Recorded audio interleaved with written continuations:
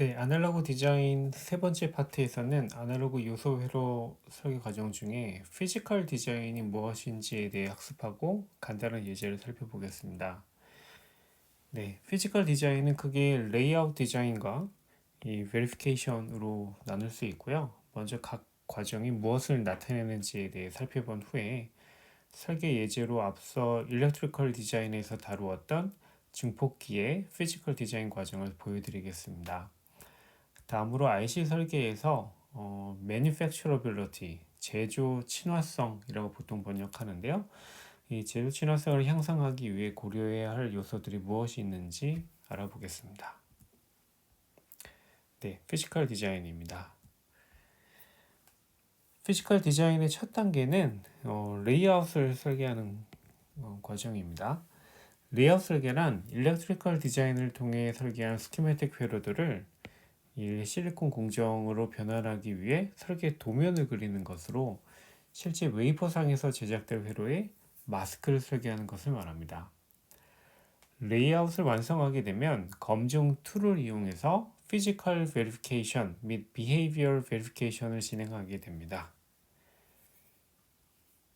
피지컬 베리피케이션은 제조사 마스크의 디자인 룰을 체크하는 것, 그리고 설계한 마스크가 스키매틱과 일치하는지를 확인하는 과정이고, 이제 이 behavioral verification은 레이아웃상의 기생성분들을 추출한 후에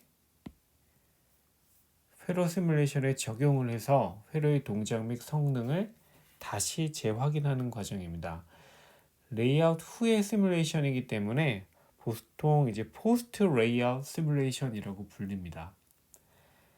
피지컬 베리피케이션과 비헤이비얼 베리피케이션에 널리 사용되는 이제 대표적인 상용 툴의 공급사와 제품명을 보시는 바와 같이 열거해 두었습니다. 네, 디자인 이그젬플로 앰플리파이어를 가지고 설명하겠습니다.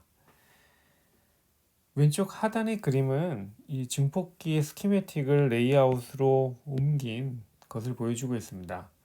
상단에 이런 저항을 배치하였고, 하단에 이 두 개의 입력 트랜지스터와 이 전류원에 해당되는 트랜지스터를 배치하고 있습니다.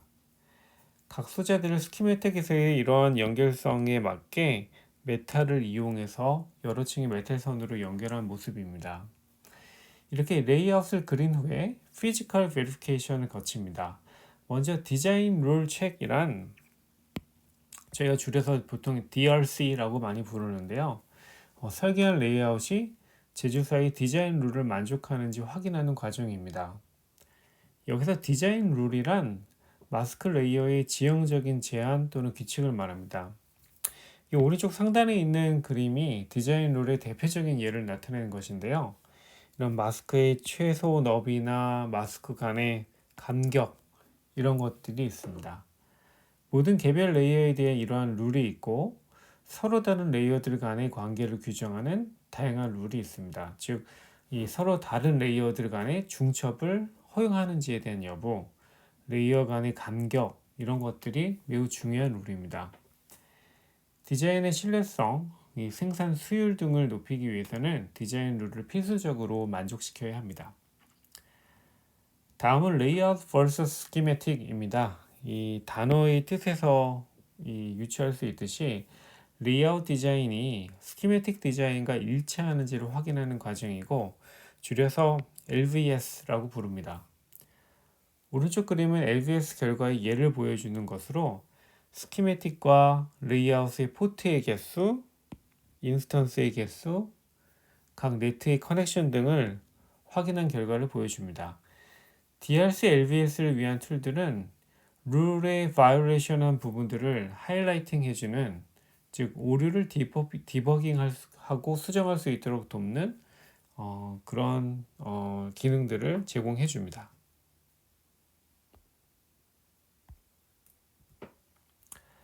다음은 Behavior Verification의 과정에 대해서 알아보겠습니다. 레이아웃상에는 소자와 소자를 연결하는 다양한 인터커넥트가 존재하는데요. 인터커넥트는 오른쪽 위와 같이 기생 저항, 기생 커패시턴스 성분을 가지고 있습니다. 페러세릭 익스트랙션이란 레이아웃상의 인터커넥트의 기생 성분을 추출하는 것입니다. 상형 툴 중에 하나를 사용하여서 기생 성분을 추출한 결과 얘를 가운데의 이 extracted RC 넷리스트에서 찾을 수 있습니다. 다음 단계는 포스트 레이아웃 시뮬레이션입니다. 시뮬레이션을 레이아웃 설계 전후로 나누어 보통 표현하는데요. 레이아웃 설계 전에 실행한 시뮬레이션을 프리 레이아웃 시뮬레이션, 그 다음에 레이아웃 후에 이 레이아웃을 완성하고 다음에 패러스릭 익스트랙션을 반영해서 패러스릭 익스트랙션 결과를 반영해서 다시 시뮬레이션을 돌리는 것을 포스트 레이아웃 시뮬레이션이라고 부릅니다. 즉 포스트 레이아웃 시뮬레이션이란 추출한 기세 성분을 기존 스키매틱의 넷리스트에 포함시킨 다음에 다시 시뮬레이션을 실행하는 것으로 시뮬레이션 결과가 실제로 제작되었을 때 회로의 동작과 더 가까워지도록 해줍니다. 맨 오른쪽의 그림은 포스트 레이아웃 에이스 시뮬레이션 결과를 이 프리 레이아웃 시뮬레이션 결과랑 비교하고 있는 건데요.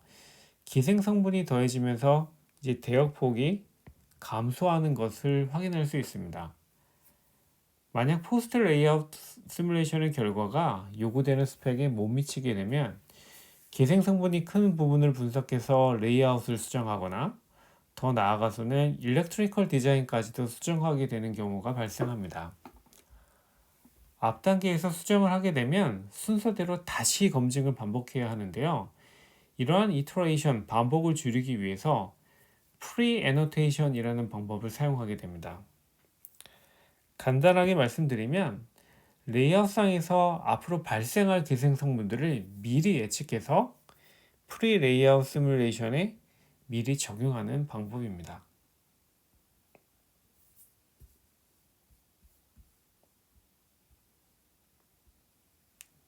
네, 다음으로 IC 설계에서 디자인 포 매뉴팩처러빌리티를 향상하기 위해 고려해야 할 요소들이 무엇이 있는지 알아보겠습니다. 회로 설계에 있어서 매뉴팩처러빌리티를 향상시키기 위해서는 회로 동작에 영향을 미칠 수 있는 불안정한 요소들을 고려해야 합니다. 이러한 요소들은 일반적으로 PVT variation, 그 다음에 미스매치 등이 있습니다. 회로의 신뢰성을 높이기 위해서는 시뮬레이션을 통해 이러한 요소들의 영향을 예측하고 분석해야 합니다. 이제 PVT variation과 미스매치가 각각 무엇을 뜻하는지 알아보겠습니다.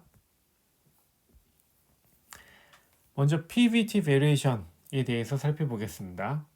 PVT는 이 Process Voltage Temperature의 앞글자를 딴 것으로 이 프로세스 베리에이션을 야기하는 대표적인 원인으로는 웨이퍼 간의 베리에이션, 웨이퍼 간의 파라미터의 베리에이션, 그리고 미세한 지형적인 미스매치들 이런 것들이 있습니다.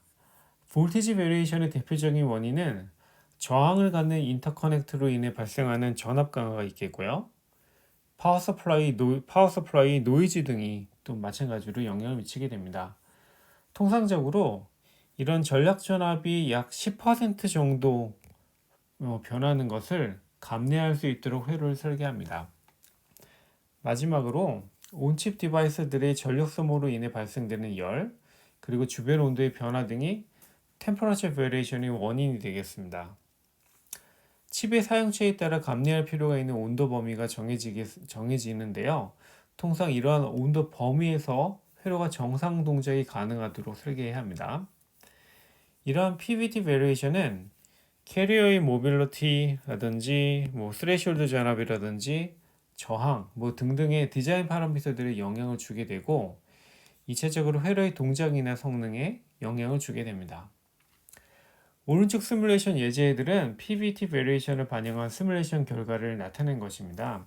첫 번째 그림은 PVT 베리에이션에 따라서 AC 시뮬레이션 리스판스가 다양하게 나타나는 것을 보여주고 있고요. 두 번째 그림은 타임 도메인에서의 시뮬레이션 결과인데 PVT 베리에이션에 따라 신호의 딜레이가 다양하게 이제 나타나는 것을 보여줍니다. 회로의 신뢰성을 향상시키기 위해서는 이런 다양한 PVT 베리에이션을 반영했을 때에도 요구되는 스펙을 만족시키도록 설계해야 합니다. 다음은 디바이스 미스매치에 대해 알아보겠습니다. 오른쪽 그림과 같이 이 모스펫의 게이트를 크게 이제 확대해 보면 실리콘 공정의 특성상 매끄러운 형태에서 다소 벗어나는 것을 보게 됩니다. 제작전 소재에서 발생하는 이러한 패턴의 베리에이션과 또한 이제 소재의 위치에 따른 지형적인 변수에 의해서 미스매치가 발생하게 되는데 이것이 역시 회로의 정확도에 영향을 주게 됩니다. 미스매치를 줄이는 대표적인 방법으로는 디바이스의 크기를 키우는 방법이 있습니다. 한 가지 상황을 가정해 보겠습니다. 디바이스의 너비와 길이가 각각 W와 L이라고 했을 때 오른쪽 그림과 같이 W0나 L0로 표현되는 작은 디바이스들의 어레이로 이 디바이스를 해석할 수가 있습니다. 각각의 작은 디바이스에는 무작위적으로 이제 미세한 지오메트릭 베리에이션이 발생합니다. 하지만 하나의 디바이스로 다시 합쳐서 이렇게 생각을 해주게 되면 각각의 디자인 파라미터 베리에이션들이 이런 작은 트랜지스터들의 각각의 디자인 파라미터 베리에이션들이 소위 말하면 에버리징 되기 때문에 평균화되기 때문에 이렇게 크게 뭉쳐서 해석됐을 때는 이런 상대적인 무작위성이 작아지게 됩니다. 즉 디바이스의 크기가 크면 클수록 에버리징 효과가 더 커지기 때문에 미스매치의 영향이 줄어들 것으로 예측할 수 있습니다.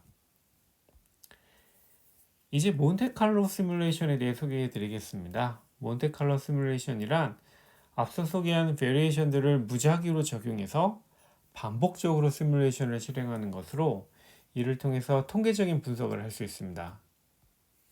증폭기 회로를 통해 이제 한 가지 예를 살펴보겠습니다.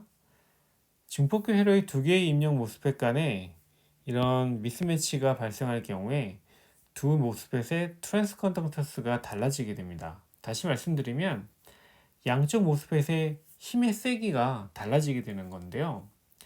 힘의 균형을 다시 이루기 위해서는 어느 한쪽에 인가되는 전압이 다른 한쪽에 인가되는 전압보다 상대적으로 더 크게 해서 앞서 말씀드린 이런 불균형을 역으로 해소시켜야 합니다.